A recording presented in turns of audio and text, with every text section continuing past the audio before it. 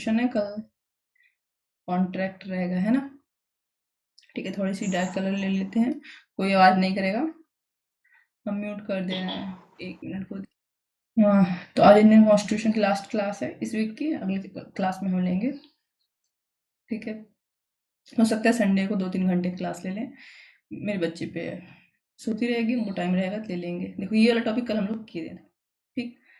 Syllabus में तुम्हारे नहीं दिखाई दे रहा था, बट क्वेश्चन आ सकता है। उसके बाद सीधे आर्टिकल 12 है सिलेबस में, है ना। आर्टिकल 12 मतलब पार्ट 3, ओके। बट हम पार्ट 1 पहले कर लेते हैं, ठीक है। पार्ट 1 और पार्ट 2 भी कर लेते हैं, ठीक है। क्यों कर लेते हैं, जस्ट देखो इसका कोई मैंने नोट्स नहीं बनाया है, यहाँ पे हमको दिख रहा है, इसको अभी मैं जूम कर दूंगी। और आर्टिकल 1 से लेकर के 11 तक थोड़ा सा हम देख लेते हैं है क्या इसमें। फिर आर्टिकल 12 चूँकि हमारे सिलेबस में है और उस पर क्वेश्चन भी आता है, तो हम सीधे क्वेश्चन देखेंगे, आर्टिकल भी देखेंगे, और फिर उस पर क्वेश्चन आंसर का जो नोट्स बना के भेजा है PDF में वो हम लोग देखेंगे, ठीक है। ओके, चलो।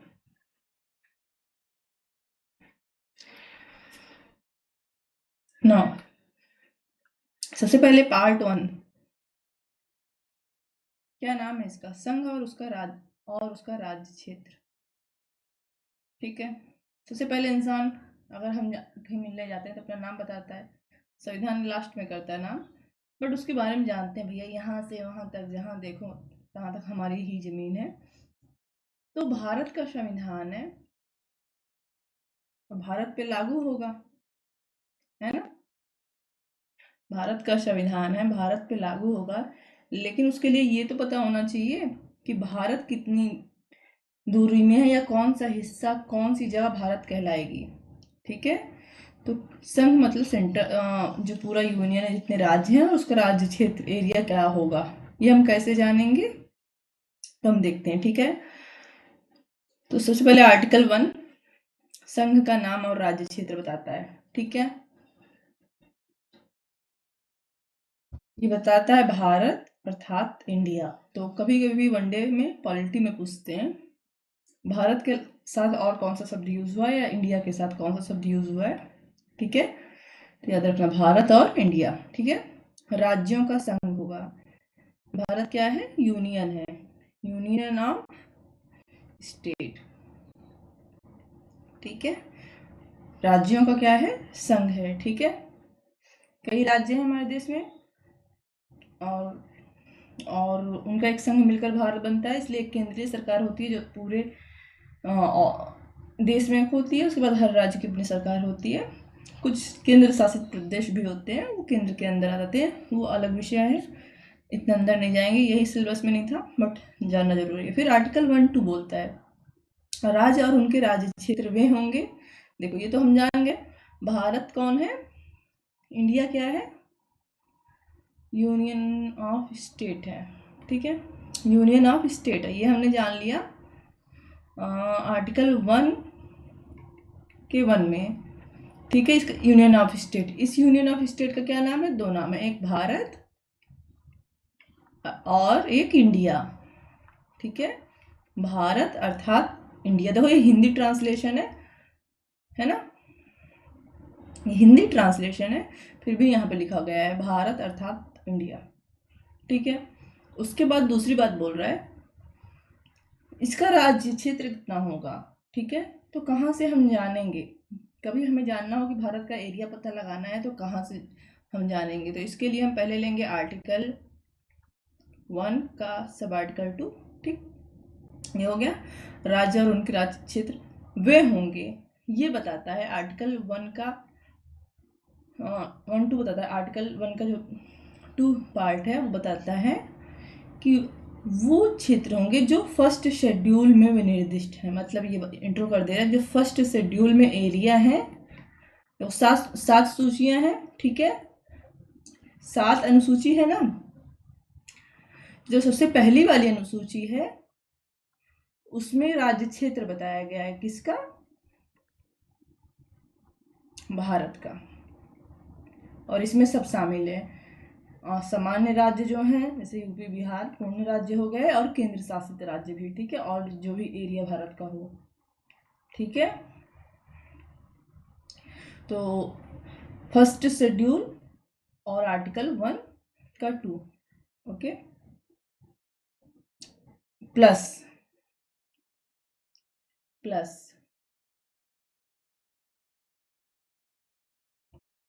आर्टिकल 1 का 3 में भी कुछ दिया है, देखते हैं क्या है। भारत के राज्य क्षेत्र में और क्या आएंगे, राज्यों के राज्य क्षेत्र, मतलब स्टेट के जो एरिया है हर राज्य का, जो इसमें होगा ही फर्स्ट शेड्यूल में, है ना। पहली अनुसूची में विनिर्दिष्ट संघ राज्य क्षेत्र, यूनियन टेरिटरी जो फर्स्ट शेड्यूल में है, तो वो भी हमने यहाँ देख लिया। और ऐसे अन्य राज्य क्षेत्र जो अर्जित किया जाए समाविष्ट होंगे। चलो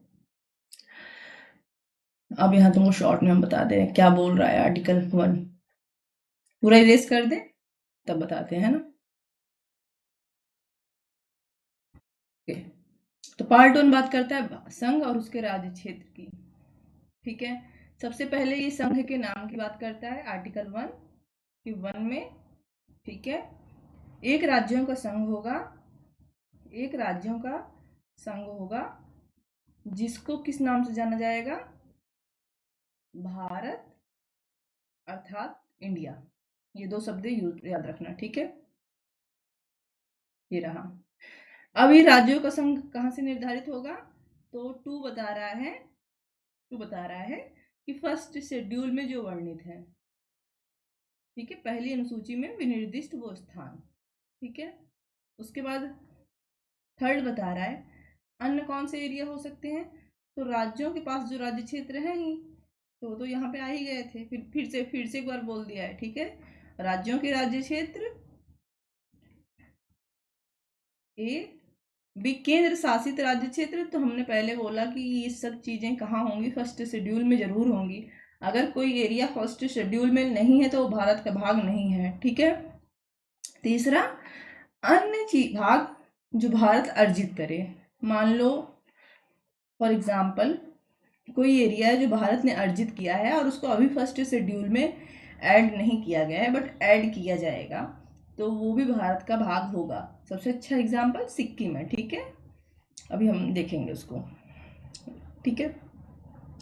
तो आर्टिकल 1 समझ में आ गया ना, नाम और भारत का एरिया कहाँ से निर्धारित होगा, फर्स्ट शेड्यूल से, बस इतना याद रखना है, ओके। नए राज्यों का प्रवेश या स्थापना, कभी कभी आर्टिकल पूछता है कि भारत में नया राज्य अगर प्रवेश होना चाहता है, नया राज्य समझ रहे हो, भारत में कोई राज्य नहीं, बाहर से कोई राज्य भारत में प्रवेश होना चाहता है या उसकी स्थापना, नए राज्य की स्थापना हो रही है, ठीक है, प्रवेश तो बाहर से ही होगा।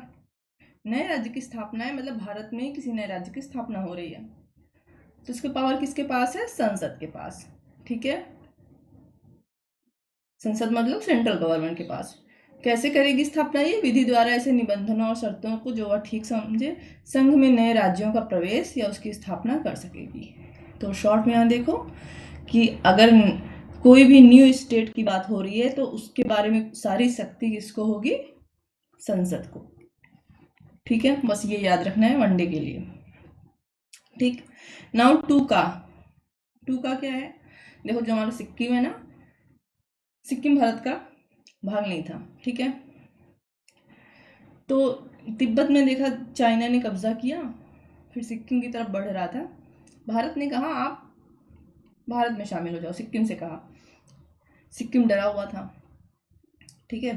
भारत कभी भी किसी राज्य को स्पेशल दर्जा नहीं देता, बट भारत ने क्या किया, एक यहाँ था 36 लिखा है ना, 36वां 36 है ना, ठीक, एक 35 अमेंडमेंट किया, 35, ठीक है, और उससे आर्टिकल 2A ऐड किया, ठीक है।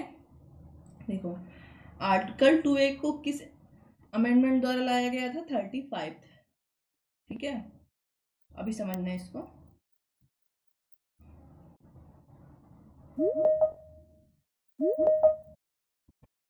ओके।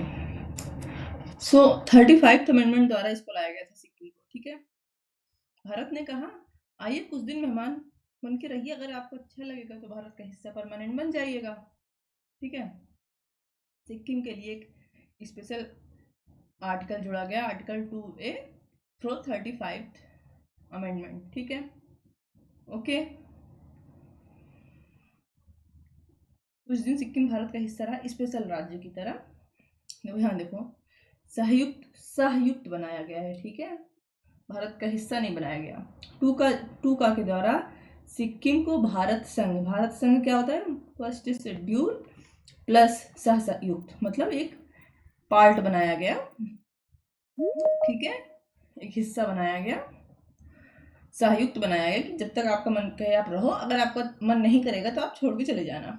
सिक्किम आया, सिक्किम को बड़ा अच्छा लगा, कहीं बड़ा बढ़िया है भारत, बढ़िया लोकतंत्र है, अपने धर्म के हिसाब से रहो, चाइना से भी बचे रहोगे, है ना। तो उसके बाद सिक्किम ने निर्णय लिया कि हम भारत में विलय हो जाएंगे, हम भारत में विलय हो जाएंगे। जो यह संयुक्त का दर्जा है इसको समाप्त करके, ठीक है, फर्स्ट शेड्यूल में अपना दर्जा लेंगे, अपने आप को फर्स्ट शेड्यूल का पार्ट बना लेंगे, मतलब परमानेंट हो जाएंगे। तो जब सिक्किम फर्स्ट शेड्यूल का पार्ट बन गया तो 2 की जरूरत ही नहीं रही। फॉर एग्जाम्पल, अगर तुम्हारे घर में कोई मेहमान आए, ठीक है, एक सेकेंड बच्चों, एक सेकेंड, चलो। फॉर एग्जाम्पल, कोई मेहमान बन के आया तो हमने उसके लिए अलग से व्यवस्था कर दी, और जब परमानेंट हमारा घर का सदस्य हो गया तो जो व्यवस्था उसके लिए अलग से की थी उसको समाप्त तो करना पड़ेगा। तो 35th अमेंडमेंट द्वारा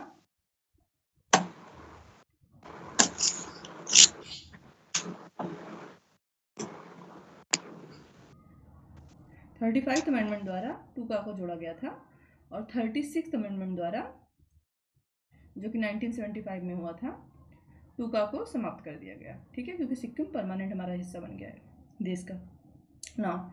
नए राज्यों का निर्माण, वर्तमान राज्यों के क्षेत्रों में सीमाओं या नामों में परिवर्तन किस आर्टिकल में दिया गया है, आर्टिकल 3 में दिया गया है, इसकी शक्ति संसद को है।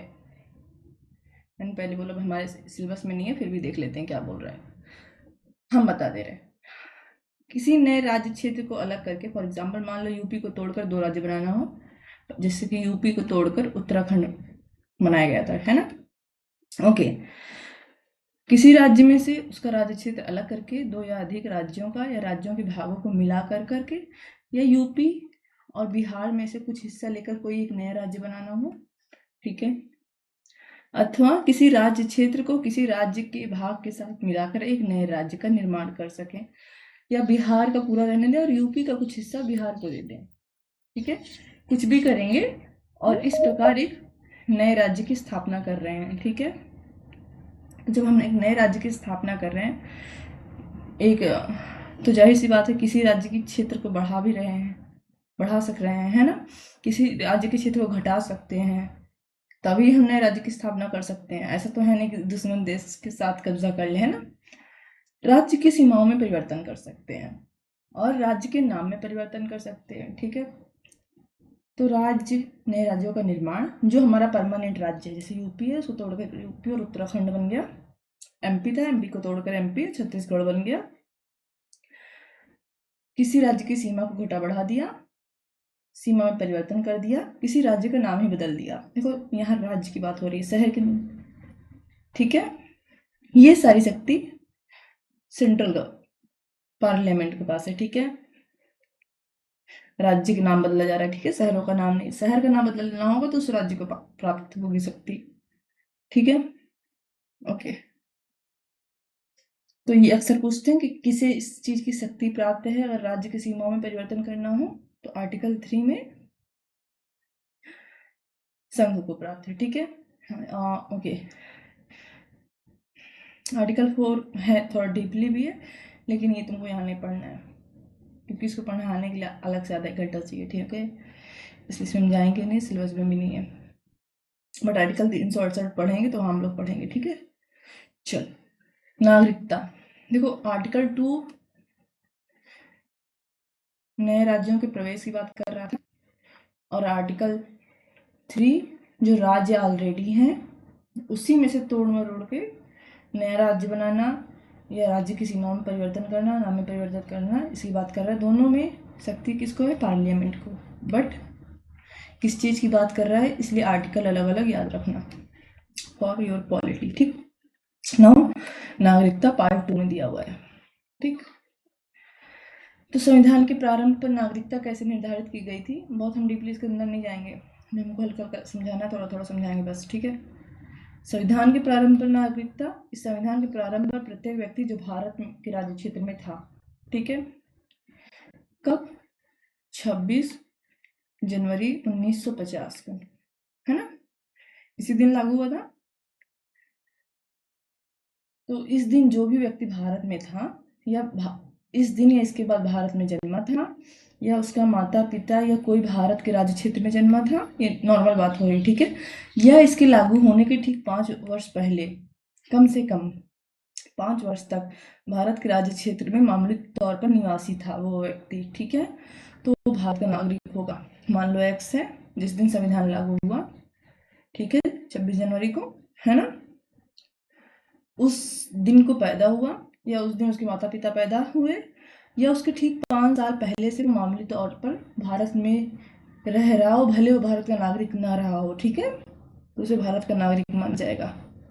तो ये तो बहुत आसान है। संविधान के प्रारंभ पर देखो, प्रारंभ पर प्रॉब्लम होती है यहाँ से, पाकिस्तान से भारत के जो आ रहे हैं, ठीक है, उनकी नागरिकता कैसे निर्धारित होगी, ठीक है, बंटवारा हुआ है, अभी बात नहीं हो रही है, 1950 संविधान लागू हो रहा है, ठीक है, और उस समय जो भारत लोग आ रहे हैं, हिंदू मुस्लिम सिख ईसाई नहीं, जो भी भारत आ रहे हैं, ठीक है, पाकिस्तान से, चलो अनुच्छेद 5 में किसी बात के होते हुए भी कोई व्यक्ति जिसने ऐसे राज्य क्षेत्र से जो इस समय पाकिस्तान के अंतर्गत है, भारत के राज्य क्षेत्र को प्रयोजन किया है, इस संविधान के प्रारंभ पर भारत का नागरिक समझा जाएगा। क्या बोल रहा है ये, आर्टिकल 5 तो है, अगर आर्टिकल 5 में नागरिक है तो है। मान लो कि वो चला गया है पाकिस्तान, ठीक है, ओके, या वो हिस्सा पाकिस्तान का हो गया, लेकिन बंटवारे से पहले वो भारत का हिस्सा तो था, है ना, तो जिस दिन संविधान लागू हुआ, अगर वो भारत आ जाता है व्यक्ति, तो वो भारत का नागरिक समझा जाएगा, भारतीय समझा जाएगा, ठीक है, भारत के राज्य क्षेत्र को प्रयोजन किया है, ठीक है। अब यही बोल रहा है, यदि उसके माता पिता या दादा दादी, ठीक है, या दादा दादी, क्योंकि उस समय आराम से 6 पुस्त 7 पुस्त रहती थी, तो 3 पुस्तक का लिया गया है, दादा, एक माता पिता, एक दादा दादी, एक परदादा परदादी, ठीक है, जो भारत शासन अधिनियम 1935 में परिभाषित भारत में जन्मा था, ठीक है, देखो भारत शासन अधिनियम 1935 में भी भारत को परिभाषित किया गया था, भारत के राज्य क्षेत्र को, ठीक है, 1935 में भारत पाकिस्तान और बांग्लादेश तो भारत का हिस्सा था ही, जब संविधान लागू हुआ तो बांग्लादेश तो बना नहीं है, तो पाकिस्तान तो है ईस्ट और वेस्ट, तो उस भारत में भी अगर कोई पैदा हुआ हो, तो स्वयं पैदा हुआ हो, या उसके माता पिता, या ग्रैंड मदर ग्रैंडफादर, या great grand mother and great grandfather, वो भारत के नागरिक होंगे। चलो ठीक है, ये वाला देखो, एक तो ये वाला भारत शासन अधिनियम में परिभाषित भारत का हिस्सा रहा हो, भारतीय समझा जाएगा। ऐसा व्यक्ति जिसने 19 जुलाई 1948 से पहले, ठीक है, इस प्रकार प्रयोजन किया है, तब यदि वह अपने प्रयोजन की तारीख से भारत के राज्य क्षेत्र में मामूली तौर से निवासी रहा है। अगर कोई व्यक्ति 19 जुलाई 1948 को, ठीक है, 19 जुलाई 1948 के बाद भारत आया है और लगातार भारत में बना हुआ है, भारत का नागरिक समझा जाएगा। ठीक, यदि वह व्यक्ति 19 जुलाई 1948 को या उसके पश्चात इस प्रकार प्रयोजन किया है, तब यदि वह नागरिकता प्राप्ति के लिए भारत डोमिनियन की सरकार द्वारा विहित प्रारूप में और रीति से उसके द्वारा इस संविधान में प्रारंभ से पहले ऐसे अधिकारी को जिसे उस सरकार ने इस प्रयोजन के लिए नियुक्त किया है, ओके, क्या बोल रहा है कि 19 जुलाई 1948 को, ठीक है,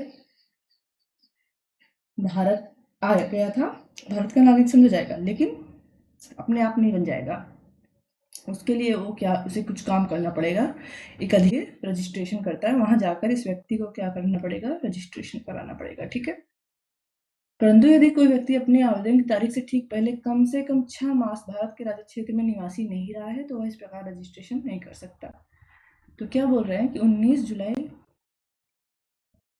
1948 के बाद आप भारत आए, ठीक है, आप भारत के नागरिक बन सकते थे। बट मान लो 1 साल बाद जब आप रजिस्ट्रेशन के लिए गए तब पता चला कि पिछले 6 महीने से आप भारत में नहीं थे। आप कहीं भी रहे होंगे, ठीक है, आप भारत के नागरिक बन सकते थे, लेकिन पता चला कि आप पाकिस्तान में थे। यहाँ लिखा नहीं है बट इसका मतलब यही होगा, ठीक है। नाउ आर्टिकल 6 पाकिस्तान से भारत आने वालों की बात कर रहा है, ठीक है। आर्टिकल 7 भारत से पाकिस्तान जाने वालों की बात कर रहा है, ठीक है। आर्टिकल 5 और 6 में किसी बात के होते हुए भी कोई व्यक्ति जिसने 1 मार्च 1947 के पश्चात भारत के राज्य क्षेत्र से ऐसे राज्य क्षेत्र को जो इस समय पाकिस्तान के अंतर्गत है प्रयोजन किया है भारत का नागरिक नहीं समझा जाएगा। यहाँ पे ऐसा क्यों लिखा है? जो पाकिस्तान चला गया है उसे पाकिस्तान का नागरिक भारत का नागरिक नहीं समझा जाएगा। देखो ये डेट है 1 मार्च 1947, ठीक, ओके। 14 अगस्त और 15 अगस्त पाकिस्तान और भारत के स्वतंत्रता दिवस है, ठीक है। अब बोल रहे हैं कोई व्यक्ति 1 मार्च 1947 को वो भारत में ही था, भारत में ही था, पाकिस्तान में नहीं गया है, ठीक है। बट वो 1 मार्च 1947 को जिस हिस्से में था वो हिस्सा अब पाकिस्तान का हिस्सा कहलाता है, ठीक है। और देखो, ठीक है, अभी ऊपर वाला देखना वापस जाना, इसमें उसकी क्या गलती थी? अगर वो पाकिस्तान हो गया तो भैया उसके बाद तुमको मौका दिया गया है ना 19 जुलाई 1948 वाला ये, अगर वो उसके बाद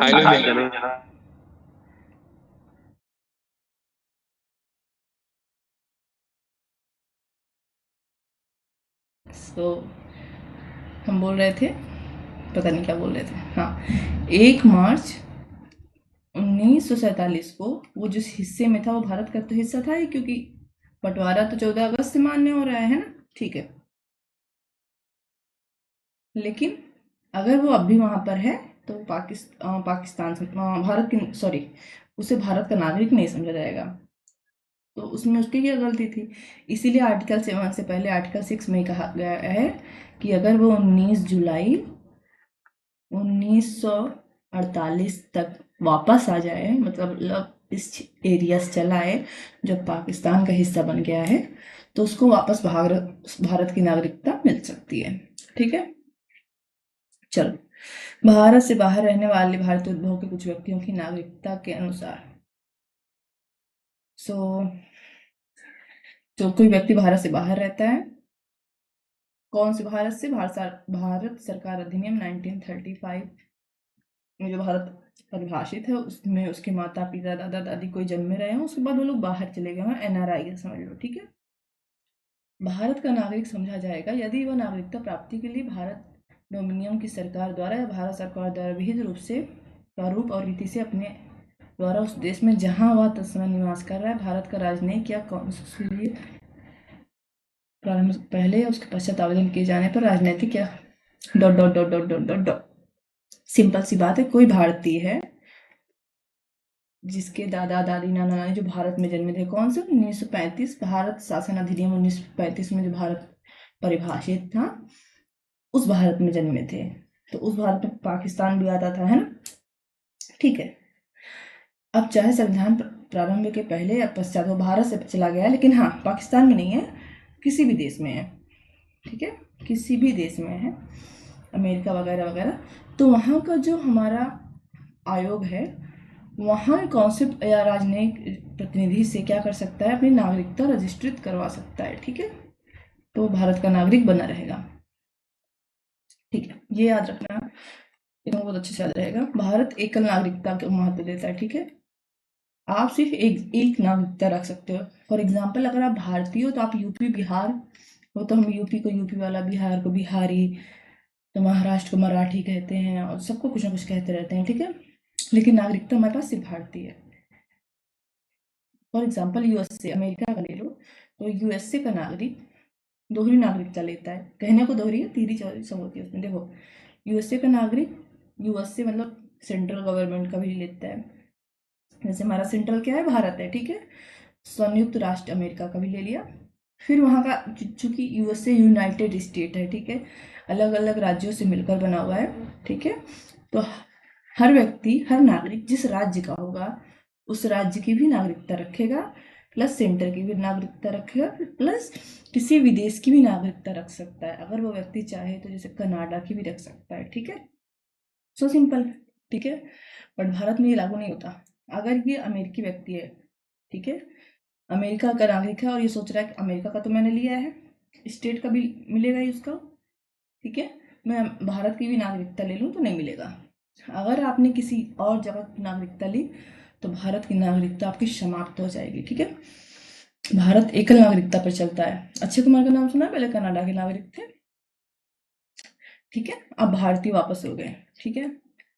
ये देखो, यदि किसी व्यक्ति ने किसी विदेशी राज्य की नागरिकता स्वेच्छा से अर्जित कर ली है तो वह आर्टिकल 5 के आधार पर भारत का नागरिक नहीं होगा, अथवा आर्टिकल 6 या आर्टिकल 8 के आधार पर भारत का नागरिक नहीं समझा जाएगा। कुल मिलाकर अगर आपने दोहरी नागरिकता लेने की कोशिश की, भारत के अलावा बाहर की कहीं की नागरिकता ली, तो आप भारत के नागरिक नहीं होंगे। ये बहुत अच्छा प्रोविजन है, डेवलपमेंट में भारत के बहुत अच्छा काम आता है। पाकिस्तान में दोहरी नागरिकता है तो पाकिस्तान वाले क्या करते हैं, वहाँ के जो थोड़े बहुत चतुर लोग हैं, ठीक है, पाकिस्तान में घपला करते हैं, भाग जाते हैं कनाडा, क्योंकि दोहरी नागरिकता लेकर रखे हुए हैं, ठीक है। और इसमें पाकिस्तान की संसद में इस पर बहुत बहस होती है, ठीक है। हमारे संविधान में ये बहुत अच्छी चीज है, एकल नागरिकता फॉलो करते हैं हम, ठीक है, ठीक है। नागरिकता के अधिकारों का बना रहना, प्रत्येक व्यक्ति जो इस भाग के पूर्वगामी उपबंधों के अधीन भारत का नागरिक है यह समझा जाता है, ऐसे विधि के उपबंधों के अधीन रहते हुए जो संसद द्वारा बनाई जाए भारत का नागरिक बना रहेगा। क्या बोल रहा है ये आर्टिकल 10? अगर कोई भारत का सिटीजन है या जिसको भारत का सिटीजन की मान्यता मिली हुई है तो टोटल मतलब सिटीजन ही है, क्योंकि एकल नागरिकता है तो कुछ इधर उधर नहीं करना, ठीक। तो उसके एज ए सिटीजन जो राइट्स हैं वो राइट्स तब तक बने रहेंगे, कब तक बने रहेंगे, जब तक सिटीजन्स को संसद द्वारा कानून बनाकर जो नियम बनाकर राइट्स दिए गए हैं उसको वो फॉलो करते हैं। इसका क्या मतलब हुआ? इसका मतलब ये हुआ कि नागरिकों के अधिकारों के संरक्षण कौन करता है? संसद करती है, ठीक है।